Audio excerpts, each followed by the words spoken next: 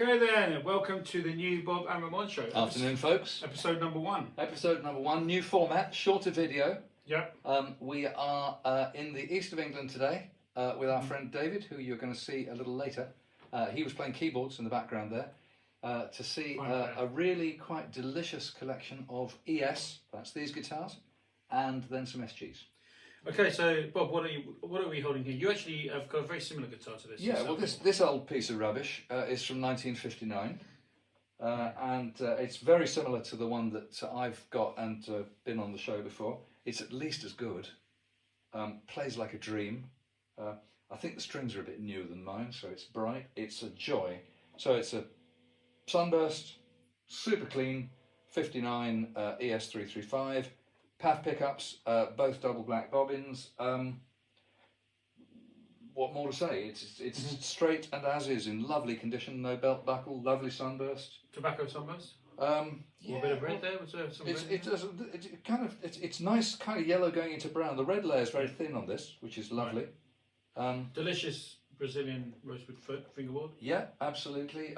You know, it's the 59 necks are not too fat but not too thin, so there's a fair amount of meat in here.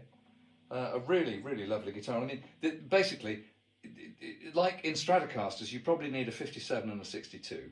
In 335's, you really want a 59 and you want a 64. And this is a 964, and this was actually made 1 week after the famed Eric Clapton 335 that he used on the last concert, the farewell concert at Royal Albert Hall with Cream. Yeah, that's where it was kind of seen, and so really this is kind of begging for the old owner.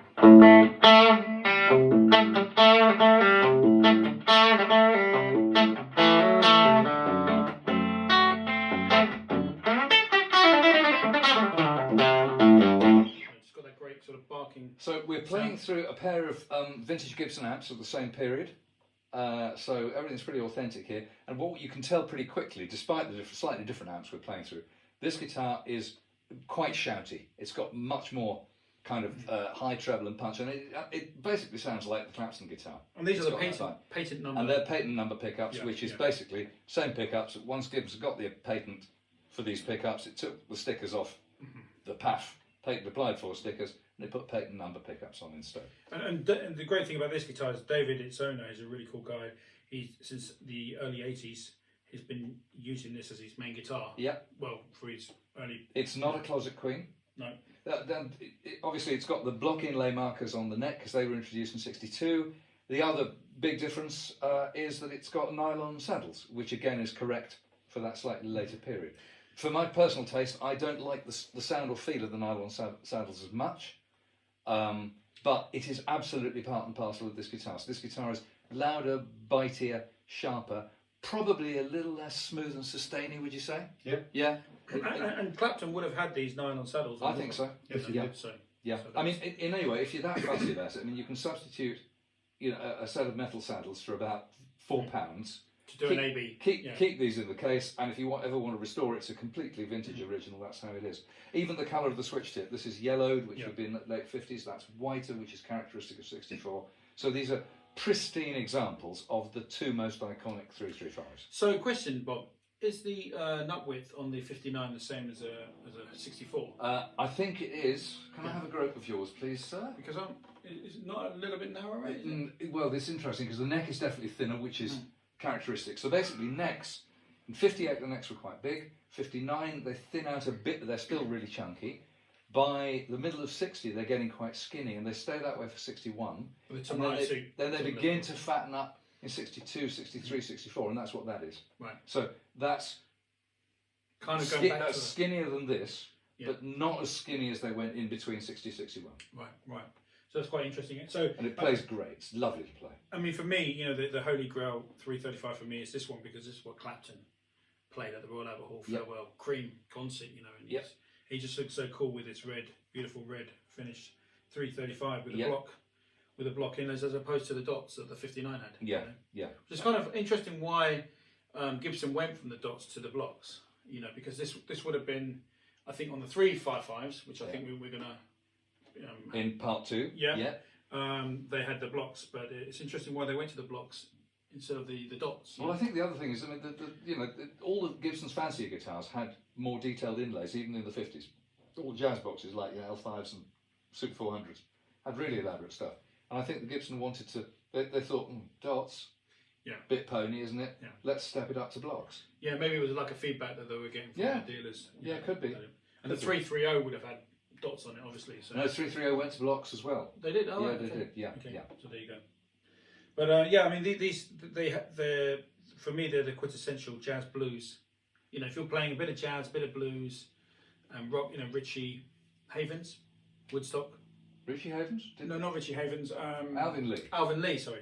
Alvin Lee. Oh, he really thrashed that. I mean, that's one of the great pieces of live guitar playing ever. That I'm Going Home. Unbelievable. So Richie Havens at Woodstock is also famous for playing one of these. Richie Havens he played. Sorry, wait a minute. Let's go. So Alvin Lee was famous for playing. Richie Havens was an acoustic player. Yeah, very heavy-handed. Right, he played Guild 12 strings. Could be. Guild 12 strings, yeah. And sometimes they even have all 12 strings on them. Right, cut there. Alvin Lee played a red 335 at Woodstock. He did. Was it 64? It wasn't. Oh God, I've got to look it up because I can't remember whether his guitar had dots. So I think it was a 335 dot, which would make it a 62. Yeah, because they had a lot of stickers, didn't it? It had some stickers. It had a CND sticker. Yeah. It had a single pickup drilled into the middle position. One of the most famous 335s ever, really. Absolutely. Well, because of that appearance at Woodstock. I mean, that performance at Woodstock is pretty incredible. Yeah, but it kind of like really imprinted the red 335 on your brain. Absolutely. You know what I mean? So absolutely. I think, what do you prefer, red or the Sunburst? Well, I'm documented. Although I've got a Cherry 330 myself, I'm not mad about Cherry as a colour.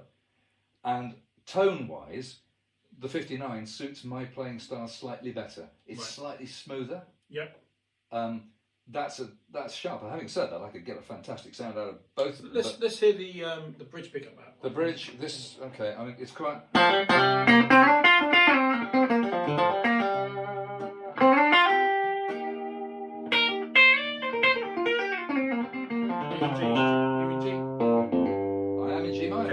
Try again. So let's hear the bridge pickup about that one.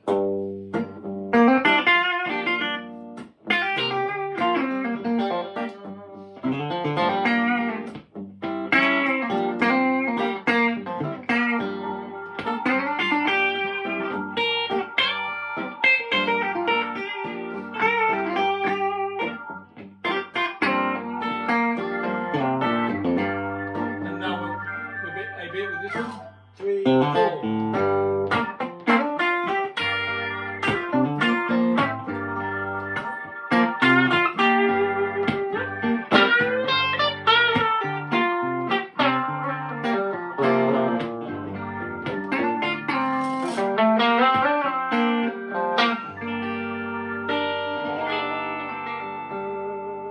Yeah, so you know you can get. I mean, obviously, when you're manipulating the tone controls, you've got all the sounds here. Yeah. You know, and but yeah, beautiful, fine. This is really the pinnacle, isn't it, Bob? These two. You know, if you've got these bases covered, you're on the top of the mountain when it comes to 335s. One joy of playing a 335, obviously, these have solid blocks in the centre to kind of minimise feedback. But one of the lovely things is when you are playing a bit of volume, you get. The air inside here resonates and it blows on the inside of your wrist. Oh, lovely! It's a nice feeling. You know, when you're hitting that high note and you're making that guitarist face, in a euphoric, and the guitar just blows lightly on. It's slightly erotic. Incredible. You see, I've managed to sully the video already without talking about politics. Here we go. But back to the guitars. So another thing is these guitars are actually going to be famous, aren't they? Because they're well known probably already, but they're actually going to be part of a book, aren't they? Is that right?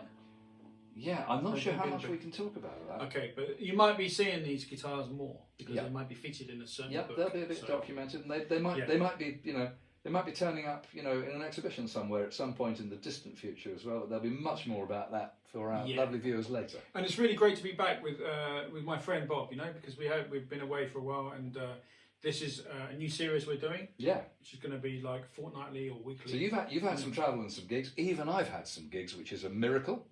Yep, we've been to Cuba and Skegness. I know I didn't get to play Skeggy. Oh, okay. No, I only got to play Barnes and Kilburn Cuba and Not bad, London, not about bad. 4 miles apart. Not bad. Not But bad. it's all right. He sold out Barnes. You sold out, didn't you? We sold out the Bull's Head, yeah. Bull's Head and Barnes, which is, I played there many years ago, and I think I got about 10 people. So Mind you, Why not? the capacity, they've been reducing the capacity systematically over the years. The capacity is only about 60 now, so Yeah. selling that place out, it's not exactly the Budokan. So guys, there will be a Bob and Ramon gig. Actually, we are threatening to do a gig, aren't we? Yeah. Where we're going to play all the old stuff. But until then, guys, we'll see you in the next video. So from Me and from him, me as well. Take care, guys. See you soon.